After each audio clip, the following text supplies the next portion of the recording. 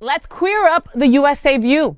Let's look at the top LGBTQ plus stories of 2023. Queer News Tonight has always shed light on the important happenings in the life of LGBTQ plus community across the world. This year, we have brought you more than 2,000 television stories. Our struggles are common and our happiness is connected. Hence, we thought of revisiting the best moments of this year while we are about to say goodbye to 2023. The most underrated gem of the year has to be Veronica Esposito's foray into AI faked yearbook photos, allowing her to imagine the girlhood she'd always longed for. The most terrifying news of the year has to be the US-based hate group Alliance Defending Freedom, using a shadowy network of lawyers and doctors to infiltrate Canada. The best video on TikTok this year was of Queer Eye fame Jonathan Van Ness having a frank conversation with Shepard about dispelling anti-trans misinformation, and they called out Shepard for participating in it. The best use of the rainbow metaphor has to be Jeremy Dutcher, describing his understanding of intersecting queer identities to Riley Yesno. Adding to the list, we think the best moment for the community across the world was when Pope Francis approved blessings for same-sex couples.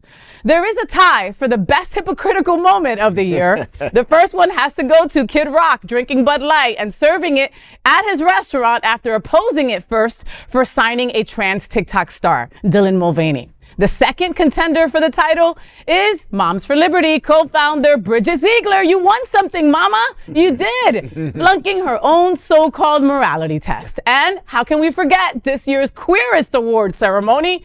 The Grammys, of course, the Grammy Awards. As for South Florida, the year has been a roller coaster ride of both joyous and heartbreaking news. As Smart Ride, the second largest AIDS bicycle ride in the country, concludes its final journey in November after 2 decades. While on the other hand, the queer community has rolled its sleeves to fight hatred and discrimination like never before by organizing LGBTQ plus events, art shows, and street arts like Adora, Vanessa, Athena, Fantasia in Miami Beach. Next week, Queer News Tonight will bring you the 25 most watched stories that we broadcasted in 2023.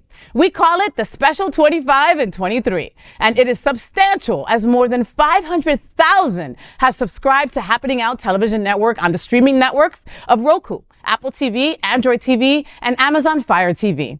And more than 10 million views of our 2023 stories was a record watch on YouTube. And Queer News Tonight promises to support our LGBTQ plus community by bringing you stories and more stories of the world in 2024.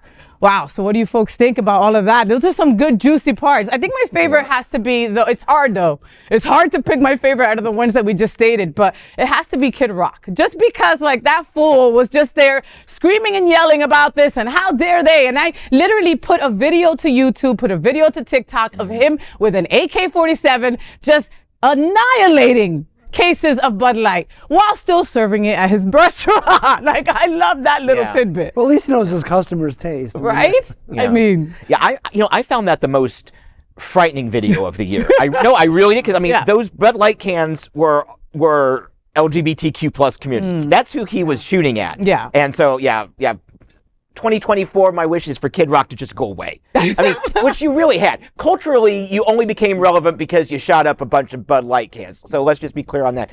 I think what I'm going to remember most from 2024, and it's been a busy year. How many times have you texted me something, a story like, are you following this? Or exactly. Too many times. Yeah. And like, and in heartbreaking side and in joyous side, I have sent you a text throughout the year, hundreds probably. What I'm going to remember most from this year is, adding on to the Smart Ride story coming to an end, is institutional legacy events coming to an end. In addition to Smart Ride, there was Gay 8, which has been canceled for next year. Yes. Obviously, Smart Ride won't happen next year.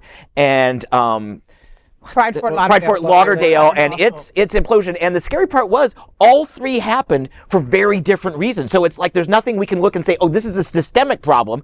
Let's fix one and fix all. Yeah. Each one had problems. And now, there's issues with Stonewall Pride for Wilton Manor coming up next year. Hopefully it's still going to happen. But yeah, I'm going to remember this year as maybe it'll just be a generational change in events, but I'm going to remember this year as one where a lot of our legacy institutions started to fail. And hopefully this won't be a story continuing into 24, but we'll see. God, if I don't ever hear Moms for Liberty ever again, it would be too soon still. I'm sick of hearing about them and all their craziness, So I think that's one of the stories that I'm just like, oh, okay, here we go again, But I have a feeling that they have a lot of fight left in them as well. So we will be hearing from them in 2024, and we will be here to bring you all that news as well. Hey, 2023, don't let the door hit you in the ass on the way out.